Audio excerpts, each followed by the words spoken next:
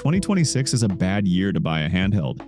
Not just the Windows handhelds, even the affordable retro handhelds are slowly moving out of the budget tier. Prices keep going up, some models are hard to find, and the available ones often cost way more than they used to. Even mid-range retro handhelds can easily cost over $200 now. So the cheapest option right now is actually much simpler. Just use the device you already own. Modern phones are way more powerful than people give them credit for. Even a mid-range phone today can run a huge library of retro systems without much trouble. And the only thing you really need to turn it into a gaming handheld is a controller. The good news is that phone controllers have become very cheap. One of the easiest options is the GameSir X5 Lite. It costs around $35 and connects directly through USB-C. It also uses Hall sensor sticks, is extremely light, and slides onto the sides of your phone. If you want something slightly better, there's also the GameSir X5S. It connects via Bluetooth and adds proper analog triggers, unlike the digital ones on the GameSir X5 Lite. It also works with larger devices like small tablets. If you want something that feels more like a console controller, the GameSir G8 series is another option. These controllers feel closer to a real Xbox controller cut in half. Bigger sticks, better triggers, and a very solid grip. They even let you swap the button layout if you want a different style.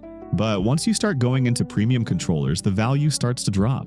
Controllers like the Razer Kishi V3 or the Backbone Pro can cost closer to $200. At that point, you are already entering the price range of actual handheld consoles, so it stops making much sense for a budget setup. There are also magnetic controllers. They snap onto the back of your phone. The idea is interesting, but the balance can feel awkward since most of the weight sits above your hands. Some models even become thicker than the phone itself, which makes them harder to carry around. So I think the simple telescopic controllers are still the best option. Now that you have your controller, the next step is emulators. Both Android and iOS can play retro games now. Android still has the advantage here. It allows more customization, better front ends for organizing games, and stronger support for heavier systems like PS2 and GameCube. There are a few drawbacks to using your phone. Retro games will take up storage, and many phones today don't have micro SD card slots anymore. So you usually have to keep a smaller game library instead of carrying everything.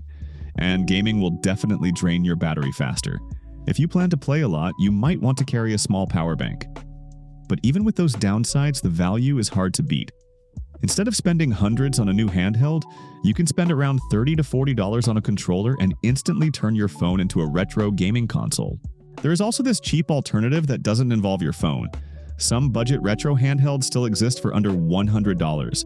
Miu Mini Flip and the Battle XP G350 can play systems up to the PlayStation era and cost around $40 to $60. They aren't powerful enough for newer consoles, but for classic retro games, they work fine. So if you ask me, the cheapest way to play retro games in 2026 is pretty simple. Either grab a $35 phone controller and use the device you already have, or pick up one of the cheap retro handhelds under $50. Both options cost a fraction of modern handheld consoles. And for retro gaming, that's honestly all you really need.